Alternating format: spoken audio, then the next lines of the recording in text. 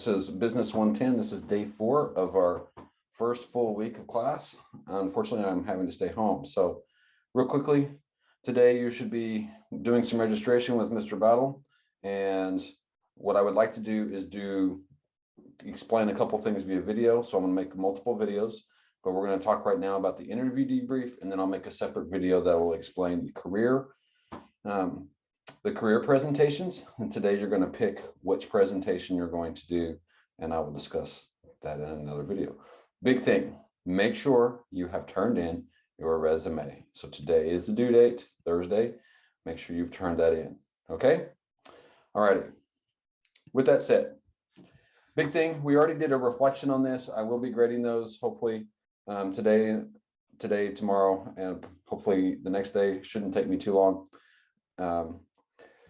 Interview debrief. Do we need to do it again?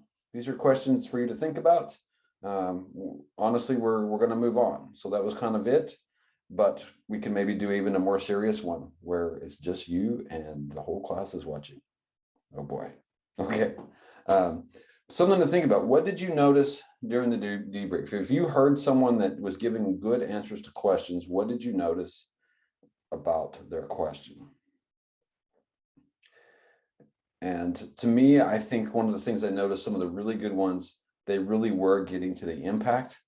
If you can show the impact or the result of an action that you've taken, it can be very meaningful to your employer that's listening to it. So we also were looking at this in terms of ourselves as applying for a job, but I'm going to ask you very briefly to kind of put on the employer hat.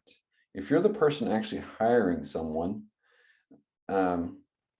what would you want out of an interview? What would you want to hear from that person? So that'd be something very interesting for you. So, and even silently to yourself, you don't have to shout it out or anything because I will see your scores. Who gave the best interview out of your small group? What made their interview stand out from someone else's? And keep in mind too, that when we score an interview, I prefer to score an interview. Generally, the first person I score gets a lower score than maybe other people, but it's all relative. It's all relative to me, the judge. So if I scored someone, because I'm like, there might be somebody better, so I'm going to score them at an 8. And then the next person comes in and I'm like, oh, that wasn't as good, so I'm going to give them a 6 or a 7. Okay. Well, then the next person comes in and, oh, wow, they were really good. Okay. I kind of do that with the first person, even though they might have been a 10. They might have been the best person I'm going to get. But then everything is relative off of that first one. So that can be difficult if you're an employer and you're on a team. People's opinion of what was a good interview can be different.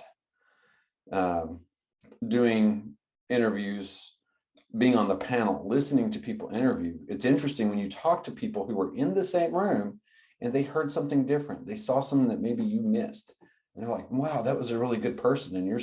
And I'm sitting there going, I don't think that would be a good person for this job. And then as we talk about it later, you're like, well, maybe they were. Okay. So it's very interesting. And that's why you should have a panel, honestly, because if everybody on the panel is like, nope, that's the person we want, generally, that's probably a good sign. And of course, it's a human activity, so not everything is perfect. So that's really the question I want to ask you is, do we need to do this again down the road, maybe 2 or 3 weeks later, or even at the end of class, do another interview? You might be interviewed out for some of you seniors. All right. So that concludes this video. Good luck with your registration, and I look forward to seeing you in the next video.